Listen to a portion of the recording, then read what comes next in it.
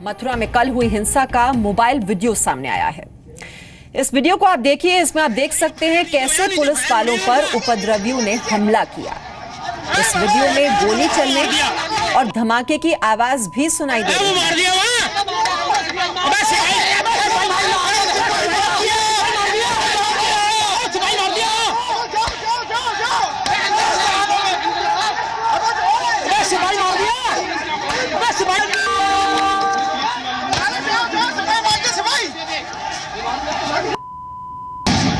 तो मर गया भाई, हट जाओ, हट जाओ, भैया हटे। जिस व्यक्ति ने इस वीडियो को बनाया है वो इस वीडियो में ये बता रहा है कि पुलिस वाले को गोली मार दी गई है। ये वीडियो हम आपको बता दें कल शाम शूट किया गया जब पुलिस की टीम जवाहर बाग में जाने की कोशिश कर रही थी। तो हाई कोर्ट के आदेश का पालन करते हुए अतिक्रमण हटाने के लिए वहां पर यह पुलिस का दस्ता जैसे ही पहुंचा, उपद्रवियों ने इन पर हमला बोल दिया। फायर हो रही है, फायर नीचे हो, यहाँ नीचे फायर हो रही है।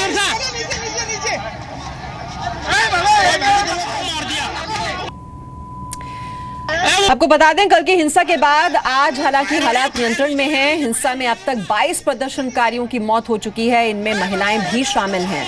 यूपी के डीजीपी जावेद अहमद ने कहा कि 22 में से 11 की मौत आग में झुलसने से हुई।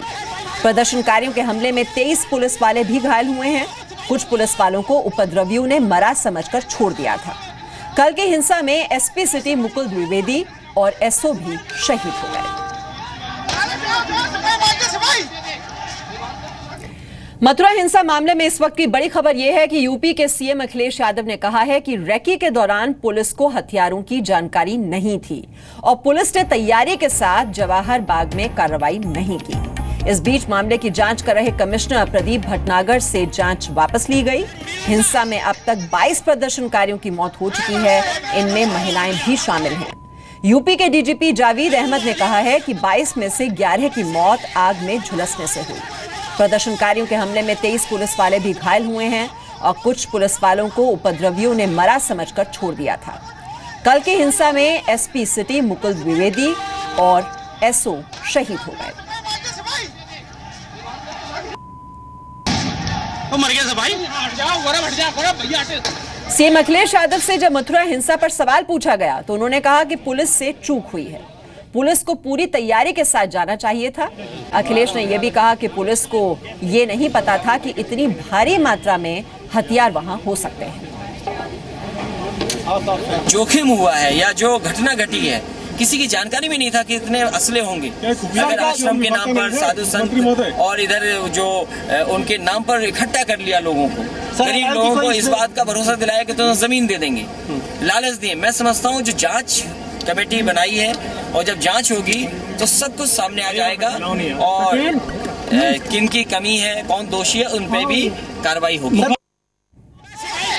तो पुलिस का ये इंटेलिजेंस फेलियर रहा है और जिस बंदोबस्त और इंतजाम के साथ पुलिस को वहां पर पहुंचना चाहिए था वो बंदोबस्त दरअसल थे नहीं। ये बात साफ तौर पर यहां पर जाहिर होते हुए और ये मोबाइल वीडियो हम आपको दिखा रहे हैं, ये उस वक्त का है जब वहां पर पुलिस का दस्ता पहुंचा था अतिक्रमणकारियों को वहां से हटाने के लिए।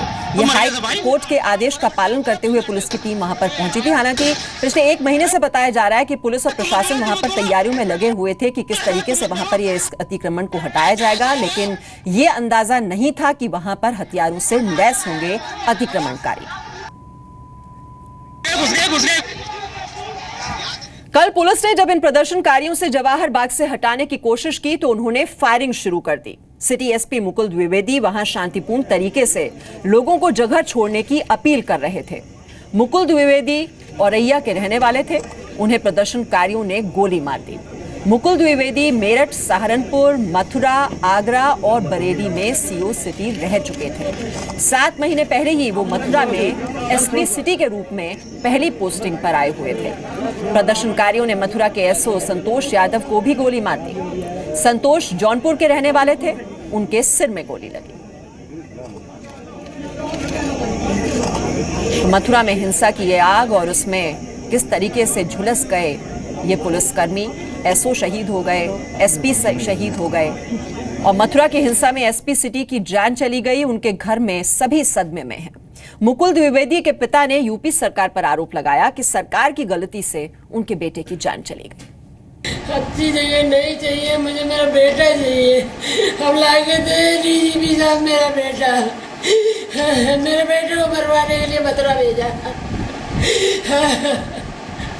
और डीजीपी साहब दे मेरा बेटा, हम मुख्यमंत्री दे मेरा बेटा, हम मुख्यमंत्री मेरा बेटा लाके दे मुझे पैसे नहीं। मेरे बच्चों के पापा जी, मेरे छोटे छोटे पोते हैं, बताओ, हम दोनों आदमी बुढ़े हैं, हम क्या करेंगे? कितने बेटे हैं? दो बेटे हैं, एक दुबई में है, एक उनके दो बेटे हैं। उनके दो बेटे। दो बेटे हैं। जी हाँ। कहाँ रहते हैं? मथुरा में इस समय।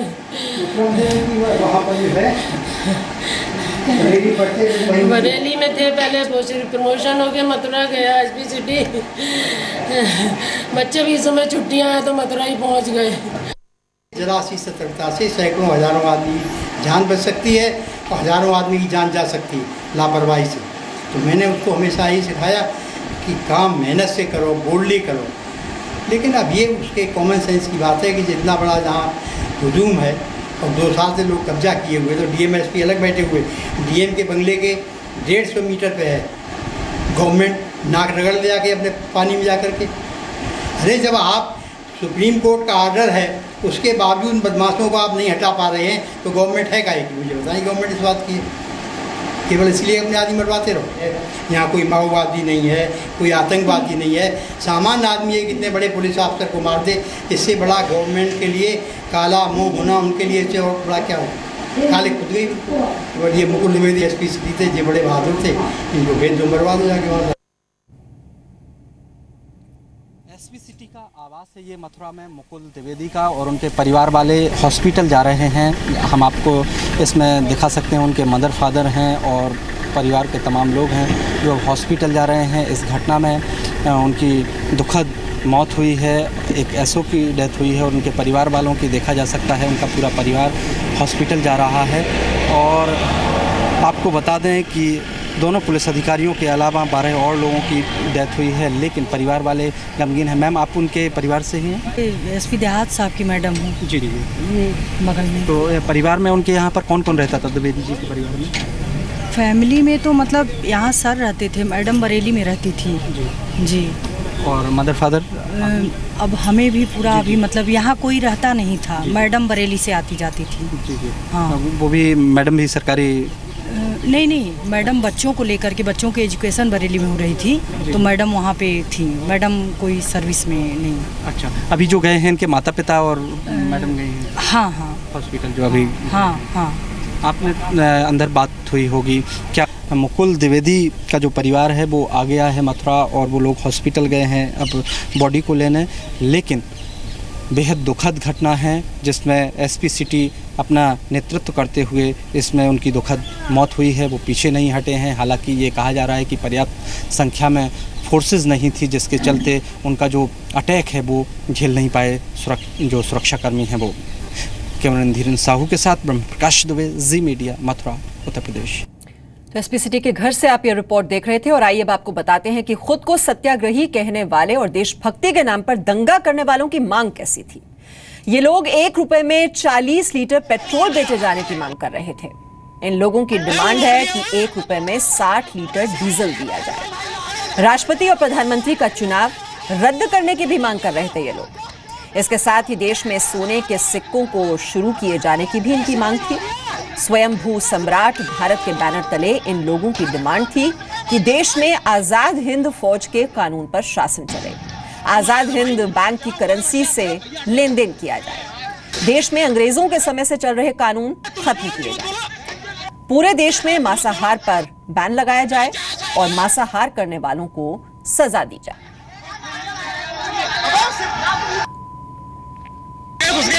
मथुरा के जवाहर बाग पर पुलिस ने तो कब्जा कर लिया है, लेकिन हिंसा और आगजनी के निशान वहां साफ देखे जा सकते हैं। आइए आपको दिखाते हैं हमारे संवाददाता ब्रह्म प्रकाश दुबे की रिपोर्ट। मथुरा में इस वक्त मैं जवाहर बाग के बाहर खड़ा हूं। मेरे ठीक पीछे इस रास्ते से आगे, थोड़ा सा आगे जवाहर बाग शुरू होता है और जो अभी तक आपको ये तस्वीर दिख रही है, देखिए आग भी नहीं बुझी है। ये आगजनी और तमाम जो जिस तरह की हिंसा कल हुई उसी की आग अभी तक लगी हुई है, आपके जो ये सामने हैं। मैं आपको बता दूं, जो ये सत्याग्रही थे तकरीबन 3 से 4 हज़ार की संख्या में थे और बीते 2 साल से लगातार यहाँ पर इस जगह पर डटे हुए थे। ये इनका अपना झंडा था और आप देख सकते हैं इस तस्वीर में कि किस तरह का ये झंडा लगाए हुए थे इस बाग के चारों तरफ। और इनकी मांग बड़ी अटपटी, जैसा मैंने कहा कि प्रधानमंत्री राष्ट्रपति का चुनाव रद्द हो, देश में जो है करेंसी, आज़ाद हिंद फौज की जो करेंसी थी वो उस करेंसी का इस्तेमाल हो, उस सिक्के का इस्तेमाल हो, और भारत में जिस पेट्रोल है जो 1 रुपये में 40 लीटर मिले, डीजल 1 रुपये में 60 लीटर मिले। इस तरह की इनकी अजीब तरह की अटपटी मांग थी। आप मुझे बताइए कि आप तो यहीं रहते हैं, आखिर कैसे ये सब इस तरह की स्थिति बनी? स्थिति साहब, इन्होंने जो 2 दिन की कह के यहाँ पर इन्होंने परमिशन ली थी ना ली थी 2014 में, कोई पता नहीं है, पर 2 दिन के कह के उन्होंने यहाँ पर अपना डेरा जमाया था। डेरा जमाने के बाद धीरे धीरे ये 200-250 की तादाद से 2-3 महीने में 500 हुए, 1000 हुए, 1500 हुए, बीच में तो इनकी तादाद एकदम बढ़ती गई। पथराव कर रहे थे अपनी ओर से, पूरा पथराव करने के बाद एसपी सिटी को तो उन्होंने पकड़ लिया। वो वार्ता करने गए थे, आपसे खाली करता, उसको पकड़ लिया, जबरदस्ती तलवार से सर में हमला कर दिया, लाठी डंडों से हमला कर दिया, बेचारे मार दिए उन्होंने। ऐसो थे फरेश सुरेंद्र यादव, उनको जबरदस्ती सीधे उन्होंने गोली फायर कर दी उधर से। तो कहीं ना कहीं ये जो पूरी घटना है ये गंभीर सवाल जरूर खड़े करती है कि आखिर क्या पुख्ता तैयारी अगर होती पुलिस की तो क्या इतना बड़ा हादसा होने से, इतनी बड़ी जो घटना है, इतने लोगों की जो जान गई, ये सब चीज़ें रुक जाती। और अब देखना इस मामले में ये है कि जांच में क्या सामने आता है, किसका हाथ है, कौन इन लोगों के पीछे था, ये सब अभी जांच में आना बाकी है। कैमरामैन धीरज साहू के साथ ब्रह्मप्रकाश दुबे, जी मीडिया, मथुरा, उत्तर प्रदेश। तो पुलिस और प्रशासन की ये लचर कार्रवाई और अनदेखी की वजह से अतिक्रमणकारियों का दुस्साहस बढ़ता चला गया और उसी का नतीजा है मथुरा में हिंसा की ये तस्वीर।